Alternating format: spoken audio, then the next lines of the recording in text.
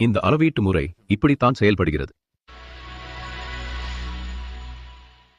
Ultrasonic flow மீட்டருக்குள் அளவிடும் குழாயில் ஒன்றுக்கொன்று எதிரெதிராக சென்சார் ஜோடிகள் பொருத்தப்பட்டுள்ளன. ஒவ்வொரு சென்சாரும் மாறி மாறி அல்ட்ராசானிக் சிக்னலை அனுப்பவும் பெறவும் முடியும். அதே நேரத்தில் இந்த சிக்னல்களின் பயண நேரங்கள் அளவிடப்படுகின்றன. மின்னழுத்தத்தை பயன்படுத்துவதன் மூலம் பைசோ எலக்ட்ரிக் படிகங்களால் அல்ட்ராசானிக் சிக்னல்கள் உருவாக்கப்படுகின்றன. மாறாக ஒரு பீச் எலக்ட்ரிக் படிகம் ஒரு மீயொலி சமிக்ஞை உணரியை தாக்கும்போது மின்னழுத்தத்தை உருவாக்குகிறது. உணரி ஜோடிகளின் எண்ணிக்கையை அதிகரிப்பதன் மூலம் குழாயின் முழு குறுக்குவெட்டு பகுதி முழுவதும் ஓட்ட சுயவிவர சிதைவுகளை துல்லியமாக கண்டறிந்து கணித ரீதியாக ஈடு செய்ய முடியும். ஓட்டம் இல்லாதபோது சைகை கடக்கும் நேரம் இரு திசைகளிலும் ஒரே மாதிரியாக இருக்கும்.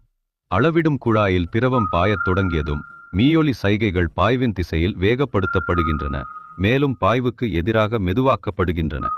இதன் விளைவாக மீயொலி சைகைகள் இப்போது வெவ்வேறு கடக்கும் நேரங்களை கொண்டுள்ளன. பாய்வின் திசையில் குறைந்த நேரமும் பாய்வுக்கு எதிராக அதிக நேரமும். ஆகையால் சென்சார்கள் மூலம் அளவிடப்படும் மாறுபட்ட பயண நேரம் குழாயில் உள்ள பாய்வு வேகத்திற்கு நேர்விகிதத்தில் இருக்கும். அறியப்பட்ட குழாய் குறுக்குவெட்டு பரப்புடன் சேர்த்து உண்மையான பாய்வு அளவை பின்னர் கணக்கிட முடியும். பாய்வு வேகம் எவ்வளவு அதிகமாக இருக்கிறதோ அவ்வளவு அதிகமாக இரண்டு மீயொலி சிக்னல்களுக்கு இடையே அளவிடப்பட்ட நேர வேறுபாடு இருக்கும். மீயொலி பாய்வு அளவீட்டிற்கு சென்சார்கள் குழாய் சுவரில் பொருத்தப்பட வேண்டிய அவசியமில்லை. உதாரணமாக, ஒரு கிளாம்ப் ஆன் அமைப்புடன் சென்சார்கள் குழாயின் வெளிப்புறத்தில் நேரடியாக பொருத்தப்படுகின்றன.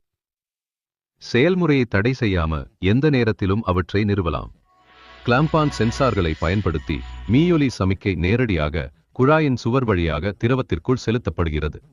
சமிக்கை திரவம் வழியாக தொடர்ந்து சென்று எதிர் குழாய் சுவரில் பிரதிபலித்து பின்னர் இரண்டாவது சென்சார் மூலம் அளவிடப்படுகிறது. இந்த எடுத்துக்காட்டில் இது 2 பயண அமைப்புடன் உள்ளது.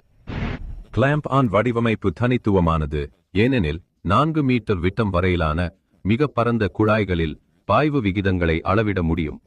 இந்த சாத்தியக்கூறு உதாரணமாக நீர் மற்றும் நீர்மின் தொழில்களில் பயன்பாட்டு பகுதிகளை அதிகரிக்கிறது.